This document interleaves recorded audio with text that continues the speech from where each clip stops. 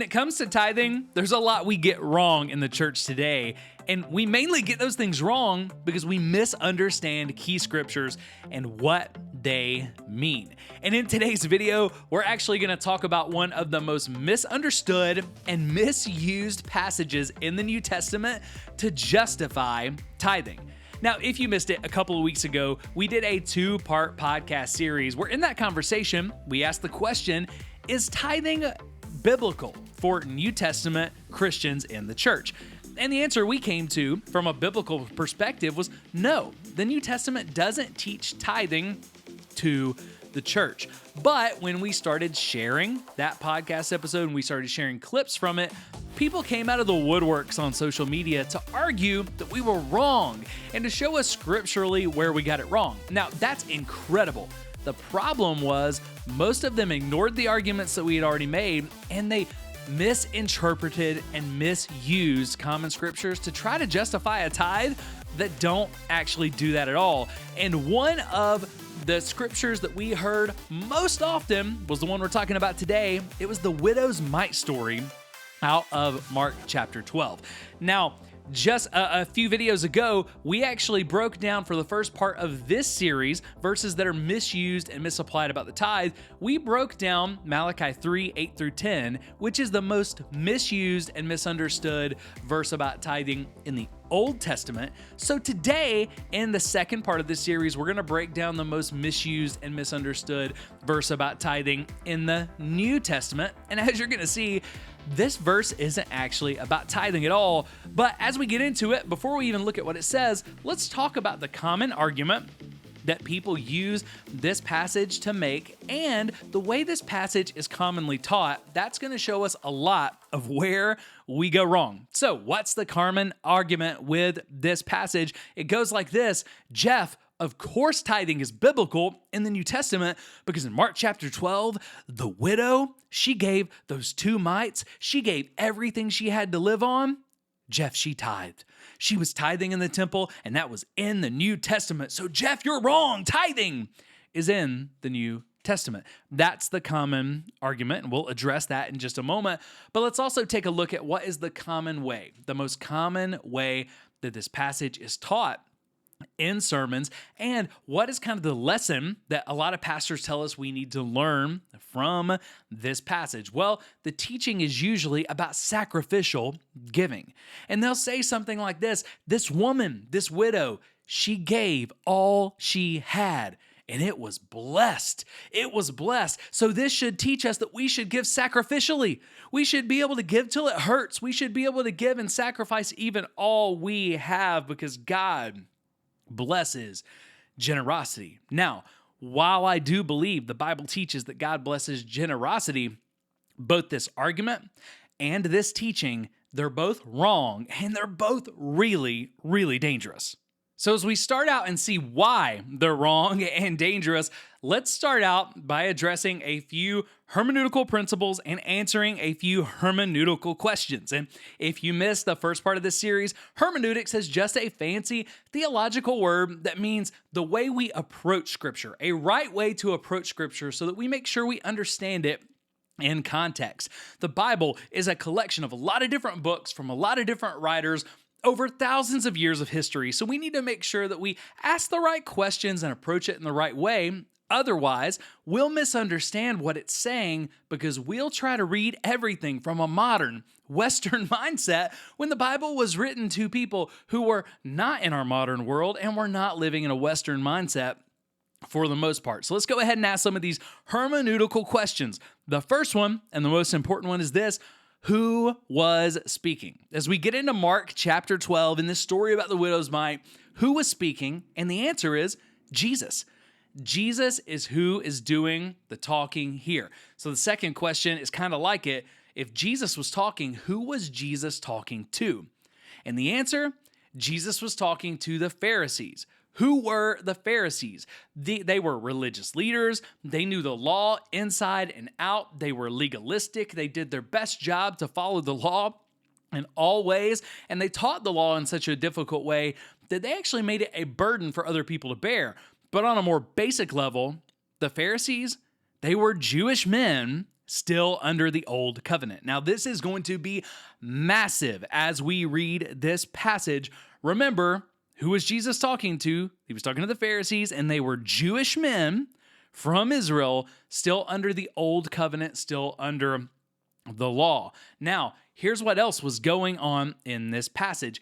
If you read, and I'm actually going to show you this in Mark 12, if you read before the story of the widow's mite, okay, you're actually going to notice that as Jesus started telling the story, he was actually already rebuking the Pharisees. He was correcting these Jewish men, and the reason why he was correcting them, he was rebuking them because he made a big deal out of this. He said, you guys try to make a really big deal out of your giving, and you try to show off how you're giving, but at the same time, you devour widows' houses, and you place too heavy of burdens on people. So the rebuke was, one, they made a show of their giving. Two, that they devoured widows' houses. And three, the overall rebuke here is that they placed too many legalistic burdens on people to try to follow the law in ways that no one could. So Jesus is speaking. He's speaking to the Pharisees, these Jewish men still under the law. How does this actually affect the topic at hand that we're looking at, the story of the widow's mite? And how might this affect as we look at tithing and we look at giving? Okay, well, first of all, it's important to know Jesus, again, was rebuking these Pharisees. And as he's rebuking these Pharisees, he sees a poor widow that starts to give right in front of him. Okay, so let's go ahead and let's actually start reading this so you can see how this plays off in Mark 12. Okay, so let's go ahead and let's start in Mark 12, verse 38. Okay, this is a little bit before the widow's offering. But remember, this is huge to remember. Modern headings in our Bibles and chapters and verses, those are all man-made. Those are all things we added, and they are very good because they help you find scriptures easily. They help us organize scriptures. They help us make sense of scriptures. But this was not originally written with chapter headings or verses or chapters, okay? So we're going to start in verse 38, and the heading in my Bible says, a warning against teachers of the law. Now, by the time we get down to verse 41, where the widow's mite story starts, that says it's a different heading. It's the widow's offering. But you're going to notice here, there's actually no break in this account. There's no break in this story, okay? All of this happens together. So we're going to start in verse 38 so you get full context here. And it says this, as he taught, Jesus said, watch out for the teachers of the law. They like to walk around in flowing robes, and they like to be greeted with respect in the marketplaces and have the most important seats in the synagogues and places of honor at banquets. They devour widows' houses and for a show make lengthy prayers. These men will be punished most severely. This is a heavy rebuke, and Jesus says a lot of things in just a few scriptures, but I want you to focus on what he says at the beginning of verse 40. They, the Pharisees, devour widows' houses. And then he ends it, these men will be punished most severely. Now, if we ignore the widow's offering heading, and we ignore that we move into a new section in most of our Bibles, we're going to see that right after Jesus says these men will be punished most severely, what happens? There's no break in time here. Jesus then sits down opposite of the place where the offerings were put, okay? And he watched the crowd putting their money into the temple treasury. Many rich people threw in large amounts. So let's go ahead and stop right there. Jesus rebukes the Pharisees for devouring widows' houses. He warns them about their punishment and how severe it's going to be. And then immediately he sits down and he looks over to where people are putting offerings into the temple treasury. What were they doing? It says very clearly here. He watched where they were putting money into the temple treasury where they gave offerings. This was not a tithe. Tithing and offerings were very different things all throughout the Bible, Old Testament and New Testament. Offerings were, in most cases, when we're talking about money offerings, they were free will. It was an offering that you wanted to give. It was something that you at least had some choice over, even if you felt pressured to give, okay? You had some choice over. Offerings were almost always money when we're talking about this kind of offering, okay? Not like a sacrificial offering. Tithes were required. You didn't have a choice in them, and tithes were never money. Tithes were always agriculture. Most of the scriptures that we hear from people saying, no, Jeff, tithing was money, tithing was for the New Testament, in most of those scenarios, what people miss is that it was talking about and teaching about an offering, not a tithe. Again, those are very different. So let's make note. Jesus is rebuking them for devouring widows' houses. He sits down, he sees these offerings being given, and here's what he sees. Besides the fact that a lot of rich people were already giving, it says in verse 42, but a poor widow came and put in 2 very small copper coins. These were the 2 mites, worth only a few cents. So this widow comes, walks right in front of them, and gives the 2 smallest coins that she could, puts them in the treasury for the offering. Verse 43, calling his disciples to him, Jesus said, truly I tell you, this poor widow has put more into the treasury than all of the others. Now think about it. When Jesus sat down, the first thing he saw was most of the people putting money into this treasury, they were rich people. But then he saw this widow, which was very convenient since he had just rebuked the Pharisees for devouring widows' houses. Okay, this is very Jesus-like. This happens a lot in the New Testament where he's talking about something and then he'll turn and say, oh, look, it's happening right now. So all of these rich people were putting their money in, but then he notices this widow. He points it out to the disciples. She put in more than all of those rich people. Why did she put in more than all of the others? He says in verse 44, they all gave out of their wealth, their abundance, their overflow, but she gave out of her poverty and put in everything, all she had to live on. Now, again, this is normally taught that the widow gave sacrificially, and we should learn from this that we can trust God with everything, and that we should give sacrificially. Because if this woman could give all she had to live on, then we should give sacrificially as well. But I want you to think about this passage in context. First of all, let's just be clear. Again, it's not talking about a tithe, it's talking about an offering. So this has nothing to do with tithing, but it may have to do with generosity. But then again, when we read it, what happened? Jesus was talking to the Pharisees, he's rebuking the Pharisees, and he rebukes them and says they're going to be punished because they devour widows' houses. He immediately turns, and what does he see but a widow who is giving? Now, Jesus does say she gave more than everyone else, because while they gave out of their wealth, she gave out of her poverty. But notice what Jesus doesn't say here. What Jesus doesn't say is as important as anything that he does say. Jesus, when he saw things happening that were good, when he saw people doing incredible things, often he would tell us something like, go and do likewise, or you should do the same thing, or even more often than that, Jesus would say things like, I haven't seen such great faith in all of Israel than what this person just did. Look at what they did. It's awesome. You should go do this too. Jesus says nothing like that here. Jesus called his disciples to him in verse 43, and he said, truly, this poor widow has put more into the treasury than all the others.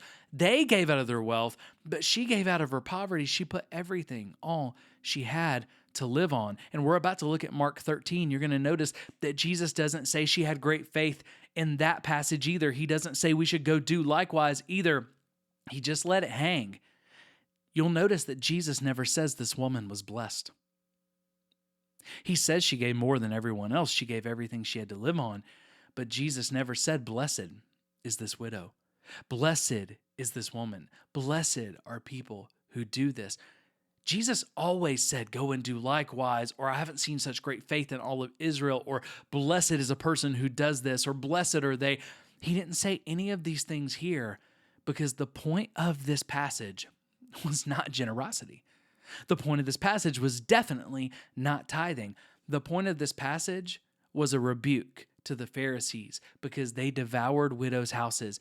And right after Jesus rebuked them for devouring widows' houses, he turned and he watched as a widow put everything that she had to live on in the temple treasury, in that offering, because the Pharisees taught that gifts like that were what were needed to please God. And this woman felt like she was under compulsion, like she had to give everything she had because she had to give something. And even if she didn't have something to live on, she had to give something. When the truth is, a widow like this wouldn't have had to have given a tithe in the Old Testament. A widow this poor would have taken a tithe in the Old Testament.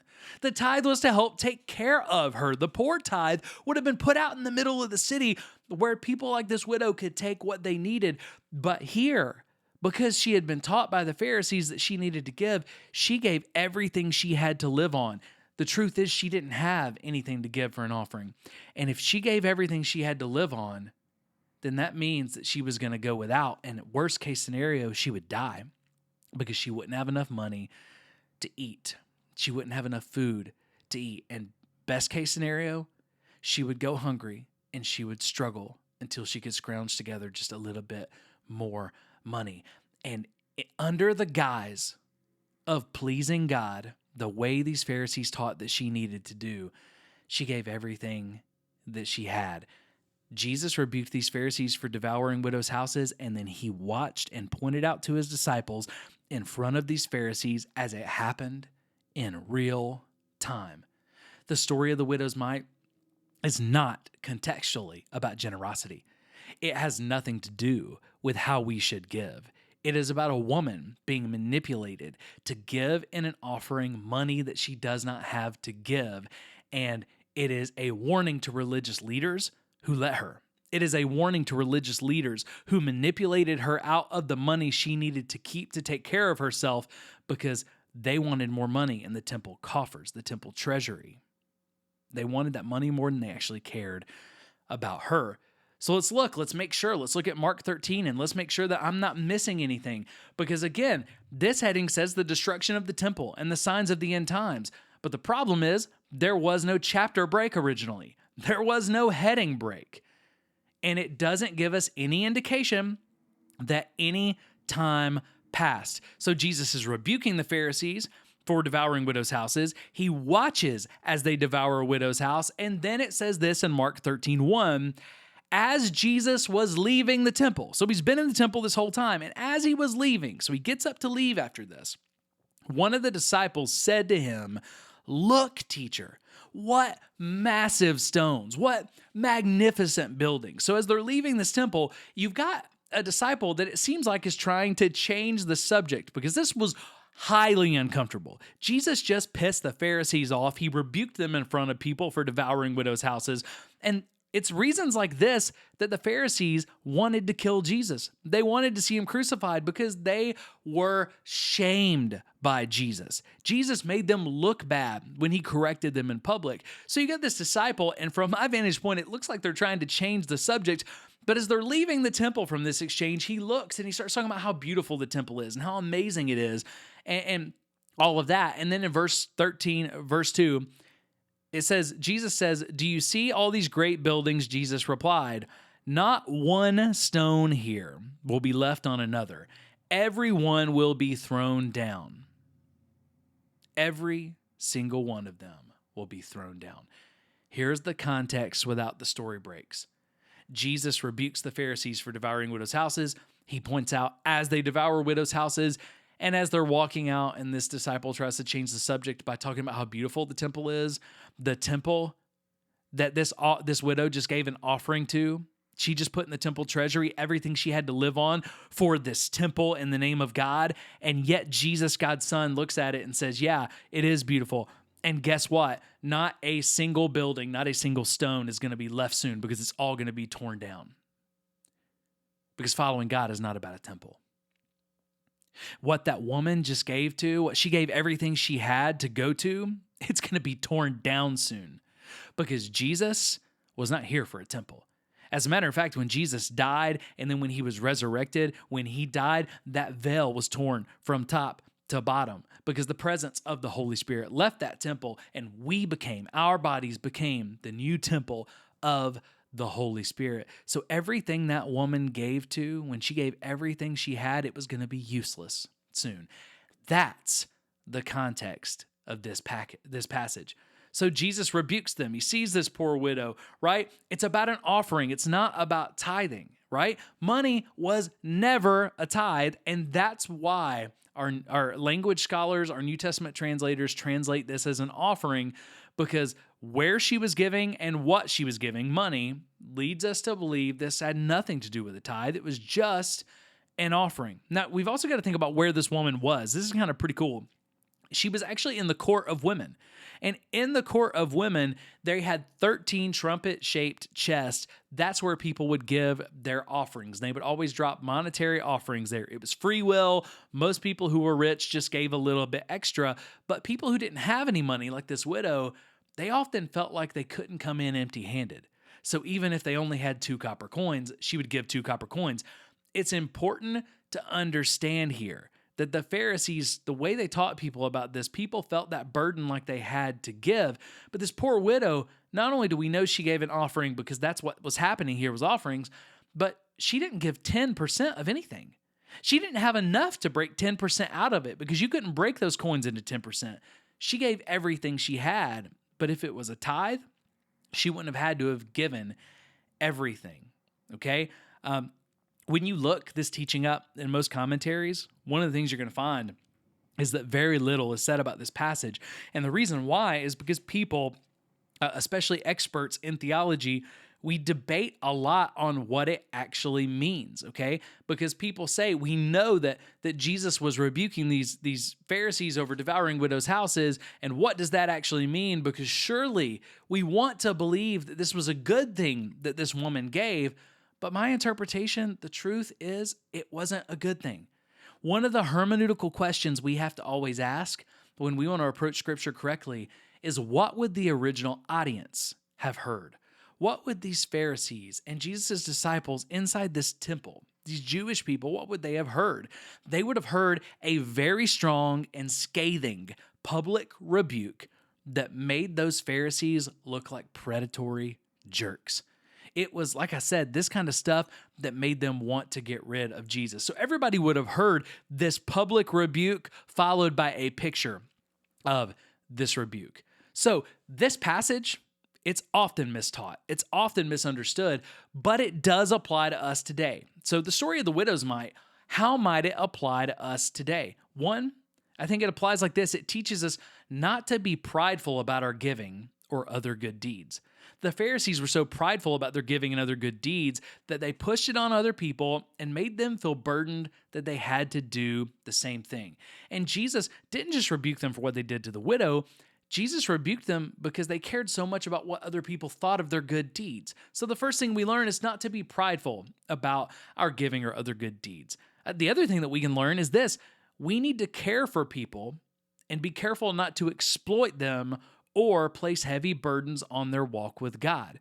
This widow was exploited and she had heavy burdens put on her. We've got to be careful to care for people first and never to put heavy burdens on them or add to the burdens on them for them to walk with God. We want to make it easy for them to walk with God. Okay, and the third thing I think we can take from this, God cares about the poor.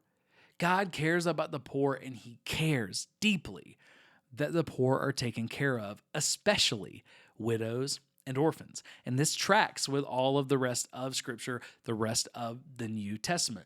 James said, pure and faultless religion is this, that you care for widows and orphans. God cares for people who don't have enough. And that's why the poor tithe was literally given for widows, orphans, and the Levites, people who were poor and needed it in the Old Testament, right? So as we look at the widow's mite, it's not about tithing at all.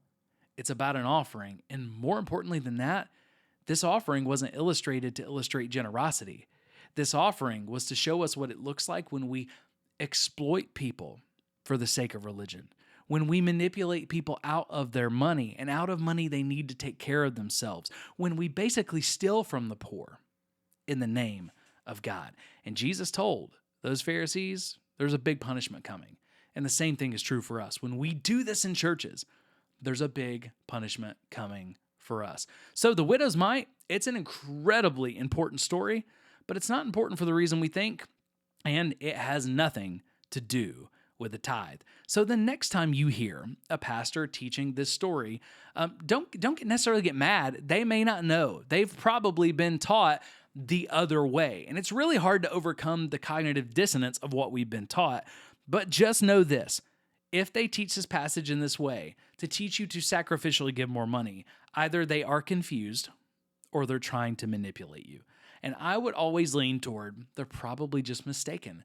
They're probably just confused. But never, you have the freedom now to never let this passage be used to manipulate you, to giving money that you don't have again, because actually this passage teaches the opposite. It teaches that we should never manipulate people who don't have money to feel like they have to give anyway. So I hope this has brought you freedom. We're going to actually look in part 3 of this series. We're going to look at what Jesus said specifically about the tithe, because he does talk about the tithe to these same Pharisees. We're going to look at that in part 3. So I hope to see you there. If you missed part 1, you can check it out here as well to catch up. You can hear what we talked about with Malachi 3, verses 8 through 10. But I hope as we're looking at these scriptures that you are getting a much better idea of what the Bible teaches about tithing and generosity. But I also hope that you're finding freedom and joy understanding what these passages actually say. It is important that we read the Bible for ourselves. We don't just take other people's word for it, but we read deeply in context with good hermeneutics to understand what the Bible is actually saying. Because otherwise, we can actually be misled by what we think the Bible is saying, because we'll believe it's saying something different than what it's actually saying. So hope this blessed you today. I can't wait to see you back here for part 3 as we talk about Jesus's discussion in 2 separate passages about the tithe with the Pharisees. I'll see you then.